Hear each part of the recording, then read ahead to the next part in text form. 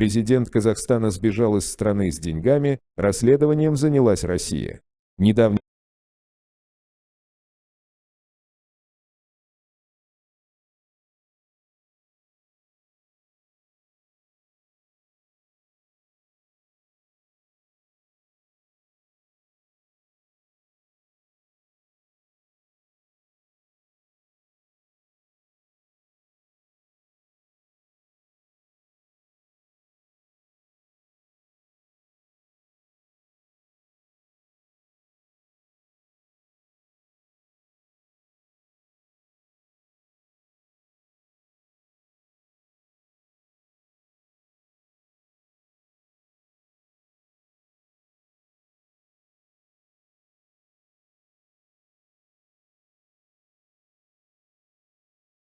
изменщика своей родины. Неуважительное поведение президента Казахстана, его грубые слова в сторону народа и Владимира Владимировича Путина, слова о том, что все теории, связанные с ним, являются полным бредом, все это лишь только подпитывало ненависть и плохое отношение не только коренных жителей государства, но и практически всего мира, а конкретнее, в Венесуэле создавались огромные протесты с призывом свержения президента, Сирия предлагала приложить все свои усилия для борьбы с изменником, многие другие страны публично показывали свою неприязнь к такому поступку, измене, создавались протестные акции, буквально в каждом уголке мира. В самом же Казахстане все развивалось еще более ярко, агрессивно и быстро. Массовые митинги, скопление людей в суммарном количестве нескольких миллионов неравнодушных граждан – все это порождало в буквальном смысле настоящий хаос на улицах и районах страны. Главной целью митингующих граждан было найти хотя бы примерное местонахождение президента, чтобы осуществить попытку добраться до него с целью самосуда. Проходили рейды всех государственных и политических зданий, правоохранительные органы были просто не в силах сдерживать такое огромное количество разъяренных людей, поэтому на время митингов протестующие не имели каких-либо сопротивлений, они имели полную свободу действий. Проверялись все здания, улицы, кварталы, районы, но практически все было безуспешно, специальные службы умели хорошо скрывать своего президента. При острой необходимости президент перемещался на частном вертолете над городом, во время подобных ситуаций происходили случаи покушения и выстрелов в вертолет, попытки сбить его. Все в стране развивалось максимально плохим образом для президента. Он не мог совершать любых действий, будь то перемещение по городу или над ним, либо же попытки связаться со своими агентами, вся страна была практически усеяна глушилками. Хоть президент и не рассчитывал на подобный исход всей его деятельности, он вообще не рассчитывал, что его план смогут раскрыть, тем не менее, он совместно со специальными службами Соединенных Штатов Америки разработал стратегию и план побега из страны в случае неудачи или же провала. Сам план же заключался в следующем. В момент критического нарастания недовольства граждан, необходимо совершить отвлекающий маневр на другом конце страны для приманки огромного количества, протестующих в ту точку, подальше от места осуществления плана побега. Затем дождаться глубокой ночи, а именно промежуток с часа ночи до 3, в этот промежуток времени необходимо незаметно проникнуть на аэропорт с частным самолетом, осуществив побег. Реакция народа на происходящее. После побега президента-изменщика народ Казахстана по-настоящему взбунтовался.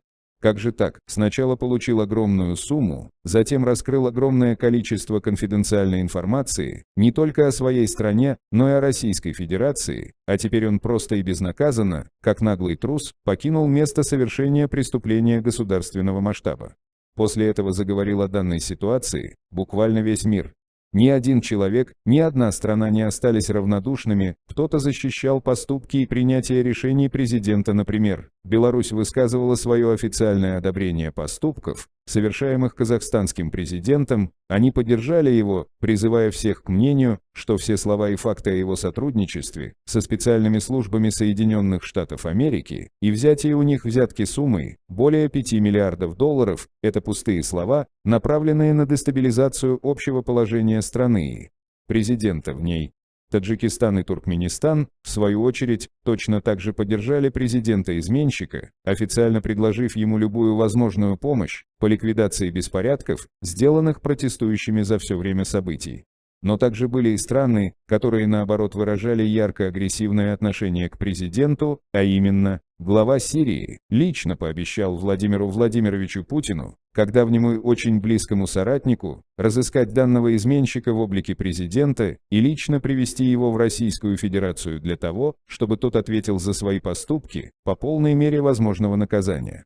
А во всем мире еще сильнее глобализировались протесты в сторону президента и всего происходящего, буквально на каждом телеканале любой страны говорили о данном поступке, показывали огромнейшие протесты и митинги из самых различнейших стран. Весь мир был настроен против него. Со странами все было, впрочем, понятно, ну а что же с коренными жителями страны? Что же им делать? Как оказалось, они ни капельки не потеряли духа, мотивации и целей своей деятельности. Президент рассчитывал, что его побег из страны скинет тот огромный груз ответственности, который на нем лежал, а также избавит его от всевозможных проблем. Но все было совершенно не так. Этот поступок, побег, только лишь увеличил мотивацию и желание граждан страны найти предателя и представить его перед судом, чтобы тот поплатился за свои деяния. Каким-то неизвестным образом произошла утечка информации о том, что президент должен был направляться в Соединенных Штаты Америки для временного проживания там. Это послужило огромнейшим стимулом для краткосрочной миграции жителей Казахстана.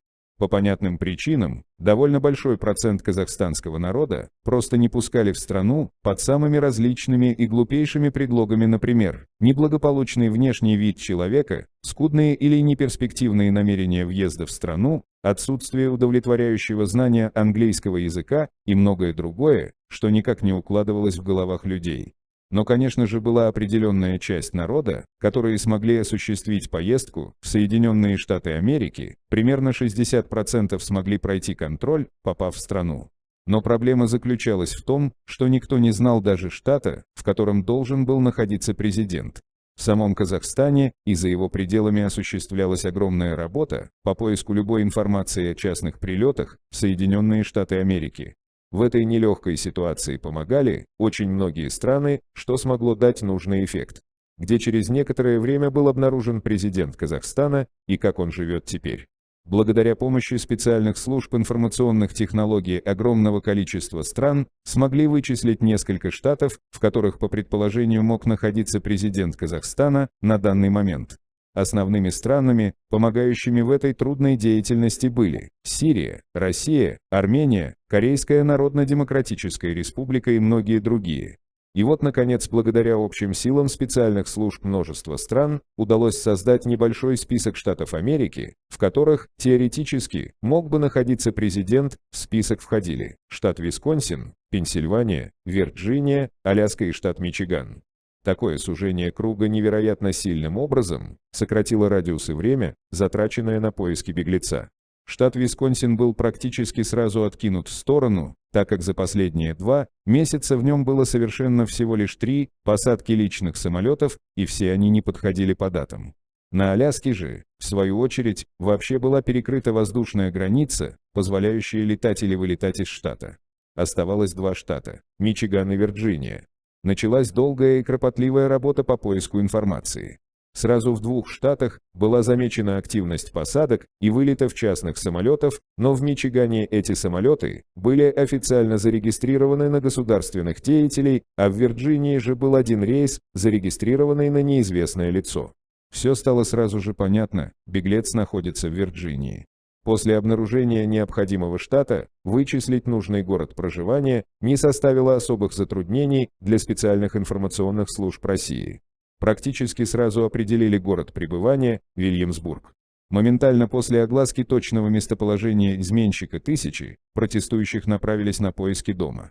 Всего через пару дней, усилием огромного количества людей, была найдена небольшая вилла на окраине города. Перевернув ее с ног на голову, все убедились, что она являлась местом жительства президента. Но главная проблема заключалась в том, что самого предателя в ней не было, а лишь следы огромной спешки, с которой он бежал отсюда.